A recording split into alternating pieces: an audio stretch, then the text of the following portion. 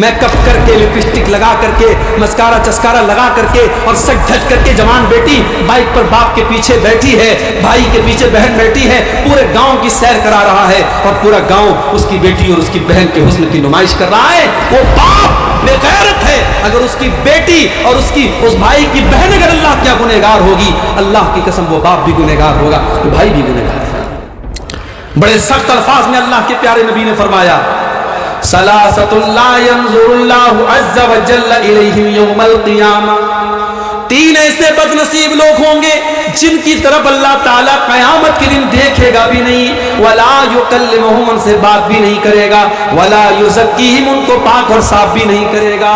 Number ایک العاق لوالدیہ, اپنے ماں باپ کو تکلیف پہنچانے والا, اپنے ماں باپ کو دکھ دینے والا, اپنے ماں باپ کی آنکھوں میں آنسو لانے والا.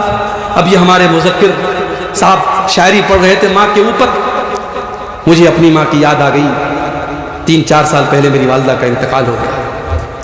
ماں بڑی انمول ہستی ہوتی ہے میرے بھائی, مگر ایک بڑی پریکٹیکل بات آپ کو بتا رہا ہوں. جب ایک انسان کی شادی ہوتی ہے, زندگی میں بہت سارے ایسے موڑ آتے ہیں جب وہ سوچتا ہے کہ میں ماں اور بیوی کے درمیان میں کس کا سپورٹ کروں. ماں کا سپورٹ کرتا ہوں, بیوی ناراض ہوتی ہے.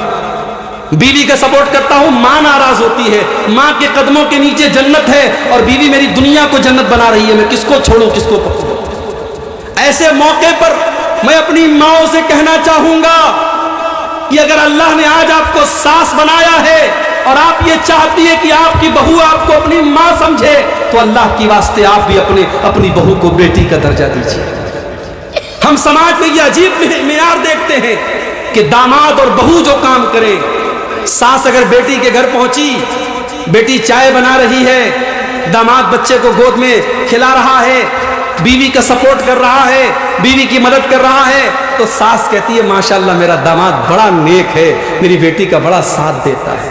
اور وہی عورت جب گھر میں آتی ہے اور اپنے بیٹے کو دیکھتی بہو کا سپورٹ کر رہا ہے, کہتی ہے میرا بیٹا تو بالکل جورو کا غلام بن چکا ہے. ڈبل اسٹینڈرڈ کیوں ہے, ڈبل معیار کیوں ہے؟ جو چیز آپ کی بہو آپ کی بیٹی اور داماد کے لیے صحیح تھی, وہ آپ کی بہو اور آپ کے بیٹے کے لیے غلط کیسے ہو گئی؟ میری ماں, آپ کو بھی سمجھداری سے کام لینا پڑے گا. گھر کو ٹوٹنے سے بچانا ہے تو ایک ماں کو یہ سوچنا پڑے گا کل میرا بیٹا کنوارا تھا, کل اس کی زندگی میں کوئی عورت نہیں تھی, کل جتنا مجھ کو سمے دیتا تھا, کل مجھے میرا جتنا خیال رکھتا تھا, اب اس کی زندگی بٹ گئی ہے, اب اس کی زندگی میں ایک عورت بیوی بن کے آئی ہے, اب وہ مجھے اتنا سمے نہیں دے پائے گا, اب کچھ چیزوں میں مجھے کمپرومائز کرنا پڑے گا. جب تک ایک ماں یہ نہیں سمجھے گی, ماں بیٹے کا رشتہ پہلے کے جیسا نہیں ہوگا. اور اگر سمجھداری سے کام نہیں لیا اس ساس نے اور اس بیٹے نے, کتنے گھروں میں ہم دیکھتے ہیں کہ شوہر اپنی بیوی کے سپورٹ میں ماں سے لڑنے لگتا ہے, ماں کو گالیاں تک لوگ دے دیتے ہیں, ماں کو برا بھلا بھی کہہ دیتے ہیں. میرے بھائیوں, ایک ماں کی بڑی ذمہ داری ہوتی ہے. اپنے گھر کو بچانا ہے تو سمجھداری سے کام کرو اور آگے بڑھو. جہنم کی آگ سے گھر کو بچانا ہے, گھر میں نماز کا ماحول پیدا کرو. میں وہ حدیث پڑھ رہا تھا, اللہ کے نبی نے فرمایا کہ 3 لوگ ایسے ہیں جن کی طرف قیامت کے دن اللہ تعالیٰ نہ دیکھے گا نہ بات کرے گا. نمبر 1 العاق لوالدیہ, اپنے ماں باپ کو ستانے والا.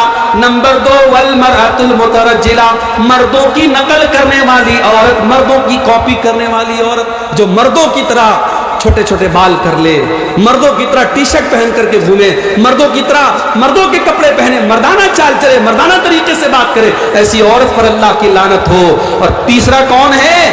الدیوس, وہ بغیرت مرد, وہ بغیرت باپ, وہ بغیرت شوہر, وہ بغیرت بھائی.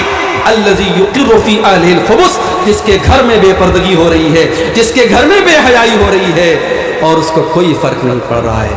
اس لیے جو باپ اپنی بیٹی کو بے پردہ گھما رہا ہے, جو شوہر اپنی بیوی کو بے پردہ گھما رہا ہے, وہ اپنی جہنم تیار کر رہا ہے, اپنے آپ اور اپنی فیملی کو جہنم کی آگ میں لے کے جا رہا ہے, جبکہ ہمارا کام اپنے پریوار کو جہنم کی آگ سے بچانا ہے.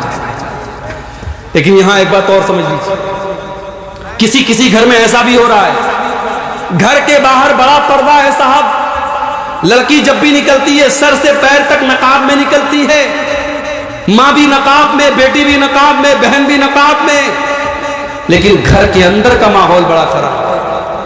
گھر کے اندر بھابھی اور دیور میں بڑا ہنسی مذاق چل رہا ہے، دیور بڑی بیہودہ گندی گندی باتیں بھابھی سے کر رہا ہے، اور بھابھی کہتی ہے ارے یہ تو میرا دیور ہے، مذاق میں اڑا دیتی ہے۔ یہ یاد رکھنا چاہیے میرے بھائی، دیور اور بھابھی کا رشتہ غیر محرم کا رشتہ ہے۔ ہمارے اسلام میں بھابھی ماں کے برابر نہیں ہے اور دیور بیٹے کی برابر نہیں ہے۔ دیور اور بھابھی میں اگر بھائی کا انتقال ہو جائے تو وہ دیور اپنی بھابھی سے شادی کر سکتا ہے، یا بھائی اگر اپنی بیوی کو طلاق دے دے تو دیور بھابھی کی شادی ہو سکتی ہے۔ وہ غیر محرم کا رشتہ ہے، اس لیے اللہ کے نبی نے فرمایا کہ غیر عورتوں کے پاس تنہائی میں مت جاؤ۔ تو سوال کیا گیا ہے اللہ کے نبی افرأیت الحموا، اے اللہ کے رسول شوہر کے جو قریبی رشتہ دار ہے، جیسے دیور ہے اپنی بھابھی کے لیے یا جیجا ہے اپنی سالی کے لیے، تو اے اللہ کے نبی کیا دیور اپنی بھابھی کے پاس اکیلے میں جا سکتا ہے؟ کیا جیجا اپنی سالی کے پاس اکیلے میں جا سکتا ہے؟ اللہ کے پیارے نبی نے فرمایا الحمو الموت، دیور اپنی بھابھی کے لیے موت ہے، جیجا اپنی سالی کے لیے موت ہے۔ موت کیوں کہا؟ علماء نے اس کی شرح میں لکھا کیونکہ اگر دیور بھابھی میں ناجائز رشتے نے اگر جنم لے لیا تو چونکہ بھابھی شادی شدہ ہے، اور شادی شدہ عورت اگر زنا کرے اسلام میں سزا کیا ہے؟ سزائے موت ہے۔ تو اگر دیور بھابھی کے بیچ میں پردہ نہیں رکھا گیا تو یہ سزائے موت پہ جا کے ختم ہوگا، اس لیے اللہ کے نبی نے دیور بھابھی کے رشتے کو موت قرار دیا ہے۔ بڑی خطرناک بات ہے میرے بھائی، ہمیں اپنے گھروں کا جائزہ لینا چاہیے۔ آج بہت سارے گھروں میں محرم غیر محرم کا کوئی فرق نہیں ہے۔ لڑکا اپنے دوستوں کو گھر میں لے کے آتا ہے، کمرے میں بٹھاتا ہے، بہن سے آ کے کہتا ہے میرے دوست لوگ آئے چائے بنا دو۔ بہن چائے بناتی ہے اور چائے کی کپ لا کر کے اپنے بھائی کے دوستوں کے سامنے رکھ رہی ہے۔ بھائی بہت خوش بنا ہوا ہے، یہ میری بہن ہے تو میرے دوستوں کی بھی بہن ہے، معاف کرنا میرے بھائی، آپ کی بہن آپ کے دوستوں کی بہن نہیں ہے، اور نہ آپ کے سمجھنے سے وہ بہن ہوگی نہ دوستوں کے سمجھنے سے بہن ہوگی۔ بہن کو چاہیے کہ وہ بھائی کے دوستوں سے پردہ کرے، آپ کو چاہیے کہ اپنی بہن کو اپنے دوستوں کے سامنے نہ لائیں، اپنی بیوی کو اپنے دوستوں کے سامنے نہ لائیں، اپنی جوان بیٹی کو اپنے محلے کے غیر مردوں سے جس طریقے سے بچاتے ہو ان رشتہ داروں سے بھی بچاؤ جو آپ کی بیٹی کے لیے غیر محرم ہے۔ اسلام نے اگر ہم کو حکم دیا ہے کہ زنا کے قریب مت جاؤ تو اسلام نے ان راستوں کو بھی بند کیا ہے جہاں سے زنا کاری گھر میں آ سکتی ہے۔ قرآن کہتا ہے وَلَا تَقْرَبُوا الزِّنَا إِنَّهُ كَانَ فَاحِشَةً وَسَاءَ سَبِيلًا، زنا کے قریب بھی نہ جانا یہ بہت گندا راستہ ہے، بہت برا راستہ ہے۔ اب زنا کے قریب لے جانے والا راستہ کون کون سا ہے؟ قرآن کہتا ہے وَقُلْ لِلْمُؤْمِنِينَ يَغُضُّوا مِنْ أَبْصَارِهِمْ وَيَحْفَظُوا فُرُوجَهُمْ، اے نبی ایمان والے مردوں سے کہہ دو جب وہ راستے میں چلا کرے تو اپنی نگاہوں کو نیچی رکھا کریں اور اپنی شرمگاہ کی حفاظت کریں۔ یہ بھی یاد رکھو اگر عورت کو پردے کا حکم ہے تو مرد کو اپنی نظروں کو جھکانے کا حکم ہے۔ وہ ایک شاعر کہتا ہے سبھی ہم ہی سے کہتے ہیں نگاہیں اپنی نیچی رکھ، سبھی ہم ہی سے کہتے ہیں نگاہیں اپنی نیچی رکھ، کوئی ان سے نہیں کہتا نہ نکلے یوں عیاں ہو کر۔ شاعر کہتا ہے کوئی عورتوں سے نہیں کہتا کہ وہ بے پردہ ہو کر کے نہ نکلے، سب ہم سے کہتے ہیں نگاہیں اپنی نیچی رکھ۔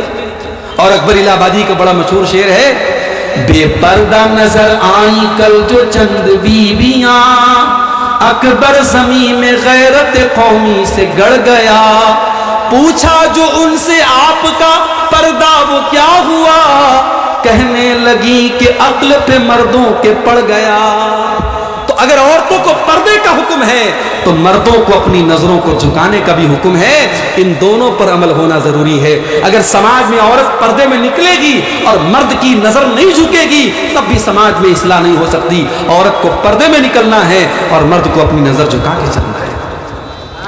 قرآن نے تو یہاں تک بیان کیا وَلْيَضْرِبْنَ بِخُمُرِهِنَّ عَلَىٰ جُيُوبِهِنَّ، اے ایمان والی عورتوں جب تم اپنے گھر کے اندر رہا کرو تو اپنے سینے پر اپنے گریبان پر دوپٹہ ڈال کے رہا کرو۔